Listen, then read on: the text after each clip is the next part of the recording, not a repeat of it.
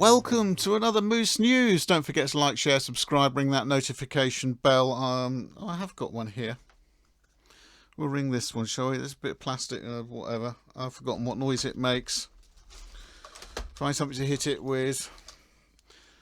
Let's like, share, subscribe, hit the notification bell, comment. I always forget comment.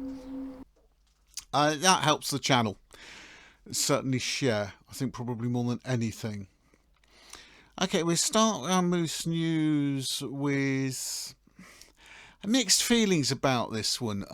Many of you will have heard of Meatloaf, a somewhat famous singer. I don't really know, I rock-ish, has died. And he died a few days back at the age of 74. Now, I've got the crib sheet up here. Now, as you know, I don't normally do celebrities and things like that because, well, I'm just not interested. But Meatloaf is interesting to me personally. When I heard he died, I've never really taken a lot of interest in it. I thought, oh. And I couldn't understand why I felt somewhat saddened. And then I remembered Bat Out of Hell. It was a song that every kid in the place was screaming out back when I was in secondary school when it was first released. And to be honest, it was actually quite catchy. It was quite a good one. I shall put a link in the description. And there was one more, which I'm just trying to find a date for it. Actually, I don't need to. You can find out if you need to. The other one is I'll do anything for love, but not that. And that one I remember equally. And it's a phrase that if I'm having conversations about certain things with certain friends, it's a phrase we use without ever defining what that is. And for those two things, yeah, I'm saddened he's gone. Childhood memories of being at school, which were, you know, regardless of what I might have said at the time, actually very good times. And I'll do anything for love, but I won't do that. And we still don't know what that is. I think it's different for all of us. May his memory and his music live on. Now, happier things. Bell news. Local. I do not know what the state of play is at Denbury, but they are being augmented to 6 and rehung with an adapted, I think it's an adapted frame and new foundations. And I'm quite looking forward to ringing there because as a 5, they were tricky, shall we say. And also locally, or at least in Devon, Bigbury. Yes, Bigbury. I never get confused between Bigbury and Burr Island. St Lawrence Bigbury 900 weight 6 are coming out in February, because this is coming out on, it's still January, isn't it? Yes, so they're coming out next month. Problems with the foundation beams amongst other things, I believe, and we might actually get some video of that one if I remember to write the right emails to the right people. Any other bell news? Yeah, Ringer Thomas has rung his first quarter inside, and Francesco has, along with his brother Luca, have both rung their first quarters inside, and Francesco actually called them both. So he called his first quarter inside. It doesn't happen often, but it does happen. Doesn't happen often, and it's something that we should congratulate him on.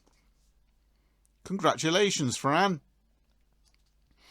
Anything else on the bell front? No, can't think of any. Oh, yes, yes, the negotiations are going on well at the Abbey. So Hosanna hopefully will be about for Easter, and his little friends, if you can call 2 tons little, hopefully will be around a bit before then. The last thing, no, not the last thing, might be the last thing. It's birthday time.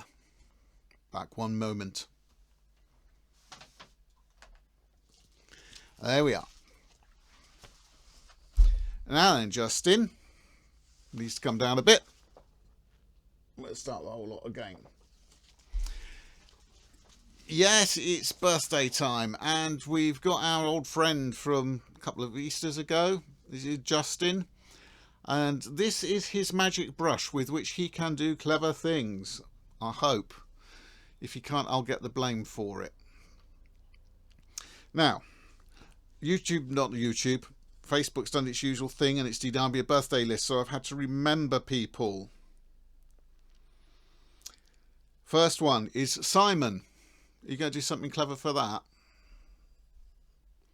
Thank you. As Simon's actually given up these, so he says. But yes, it was Simon's birthday a couple of days ago. Happy birthday, Simon. Don't drop your brush. If you drop your brush, the magic will run out the ends and get on the floor, and we'll be in all sorts of trouble.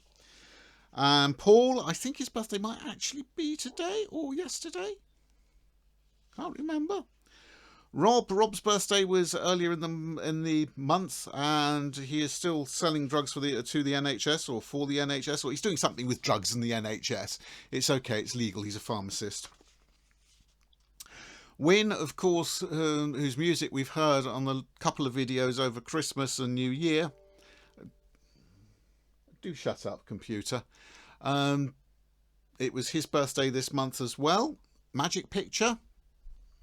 Thank you. And the last one I've got is Reed.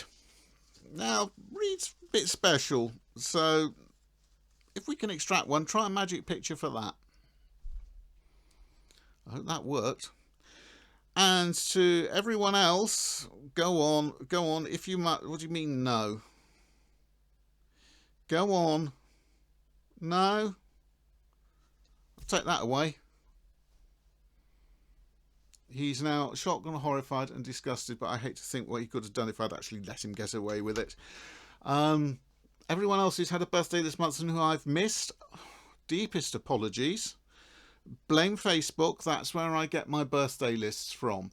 If anyone wants to send in a birthday for a friend or something for future months, we might actually make this a separate issue, especially now he's come out of retirement, and we'll do it as a separate issue, as a separate video.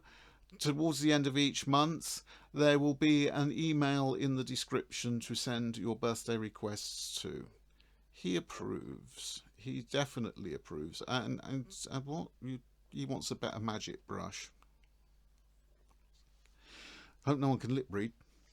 That, I think, is about it, except a quick mention of my last video, which has had a copyright notice put against it for a 30-second section, which was taken from somebody else's rip of the original video. Excuse me, which, as I said, I'm not going to... Can you go away now? No. I had to sit here looking daft. Oh, at least we've got rid of the happy birthday bit. I'm going to sit here now looking daft with a rabbit. The last video, it was... I mean, how you can actually claim copyright against an individual on that. And what's worse is that the channel that's claiming the copyright infringement has nothing like that video on its channel. And there's nothing on its website. It's completely unrelated. So it's either the YouTube algorithm having a bit of a hissy fit, which apparently does happen, or it's possibly a fraudulent claim, which could be exciting. It could mean that we get our channel taken down. But let's hope not. We'll look on the positive side and see how things go. We've got a while to worry. That's it for now, folks. The computer's just died, and we'll see you all again soon. Say bye-bye. Anti-social rabbit.